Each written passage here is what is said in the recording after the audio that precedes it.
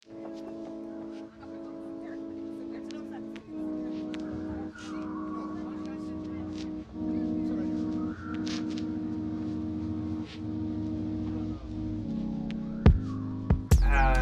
the thumbnail says, old Nino is in trouble. This thing's a piece of shit. So, yeah, Forester has fuel knock, pinging, detonation, whatever words you want to use. For the more savvy people, it's pulling 5.6 degrees of timing under boost, full throttle pull, which is bad.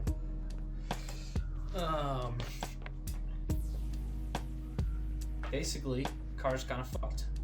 I am still driving it because I don't own another car, which I know, anyone who understands how bad 5.6 degrees of feedback knock is probably now shouting at their screen in anger that I'm still driving it, and I know I shouldn't be, but unfortunately I don't own another car. So currently I'm working on getting it fixed. I've been taking the car to Revolutions Performance in Colorado Springs.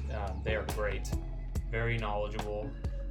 The owner, Jessica, very, very, very, very knowledgeable. I cannot stress that enough. But yeah, so this coming Saturday, old Nino here is gonna go to them, and they're gonna keep it, and they're gonna do what they can do. They're gonna go through the list of things, and sure, I could try to do it myself, but with some things like this that are bad and crucial and need to be fixed as soon as humanly possible, I would prefer to just pay a professional to do it than me pretend like I know what I'm doing when I don't, especially when this is my daily. And I know I should get a daily that's not this, but I'm 20 years old and I'm broke because of this. So, not getting a daily yet. Drink the pain away. Basically, they're gonna do a leak down test, compression test. If that doesn't get them any answers, they're gonna do spark plugs, and then they're gonna do fuel filter, fuel pump. And hopefully one of those things fixes it. That'd be great. If none of those things fix it and it's still an issue because it's a negative find knock learn and it's seeing feedback knock, just reset it. So the dam is 1 right now, but before I reset it, it was at 0.4, which is not good. And seeing still, I saw one knock event of -7. So, and when Jessica over at Revolutions did a quick test drive after doing some work, she said that it was actually audible pinging. It's bad. I don't know what's causing it. I'm a little frustrated. I kind of thought, when I bought this car, I kind of thought, automatic Forester with only 120,000 miles, probably babied. There's an argument to be made that when you buy a car from a car person, you can safely assume that they kept up on the proper maintenance, but they probably ragged on it. But when you buy a car from a grandma or something, probably wasn't ragged on, but she probably put 85 octane in it or something, So, these are just kind of the growing pains of buying a used. I guess that's just kind of the growing pains of buying a used turbo Subaru. Really, any used EJ turbo Subaru. It's not cheap. It is what it is. I'm willing to pay what it'll take, even though I am a broke 20-year-old dude. I'm gonna try my best to keep. I haven't really been making any videos. I know that. Not like anyone's watching them yet. I say yet, but whatever. Not like anyone's watching them. That's because I haven't really been making any.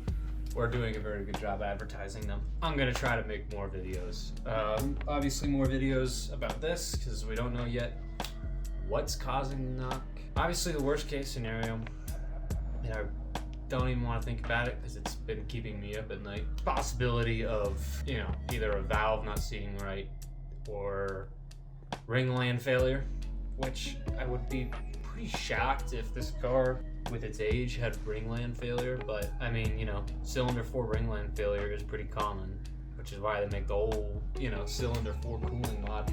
And this car was a California car, so it probably got really hot all the time. But yeah, I mean, ringland failure would be basically the worst thing imaginable. I mean, if you don't know, that would entail you pulling the whole motor apart. But if they do that compression test and one of those cylinders is like way lower than it should be, then I'm fucked. Could be head gaskets, valves, ringland. I would say head gaskets probably the more unlikely thing. I know people are always like, oh, Subarus and head gasket, but the turbo models actually don't have head gasket issues for the most part, especially at this low mileage. So I don't think it's that. Worst case scenario could be that cylinder 4 ringland, and God, I hope it's not that. Hopefully, Nino's alright. Maybe it's something stupid. You know, like maybe spark plugs aren't gapped right, or something weird. You know, like something stupid. I'm not an expert on this shit. I'm just kind of shooting in the dark. But it could be something fucking weird and not that expensive. I already replaced the MAF. That was painful because, you know, it's pretty easy to want to just go and order one online for $80.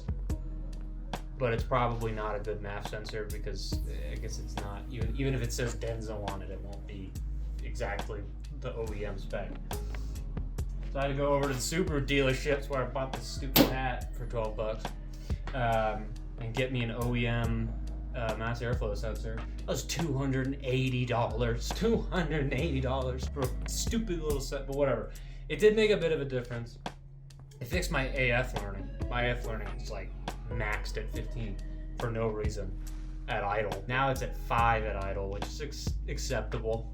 So it fixed that, but it didn't really fix the knocking. So that wasn't the issue. $280 fix just to fix air fuel learning. Still love this car for the way that it looks and, you know, the way that it handles. I'm too deep into Forester culture to get out. My video cut off after that, but yeah, basically, I will be trying to be making more videos. I think I say that in every single video I make, but I am gonna try. Stay tuned for whether or not the car implodes suddenly. Stay tuned for if this car explodes, because it might, or how much money I'm gonna end up spending trying to fix it. So yeah, it's gonna be fun. Till next time.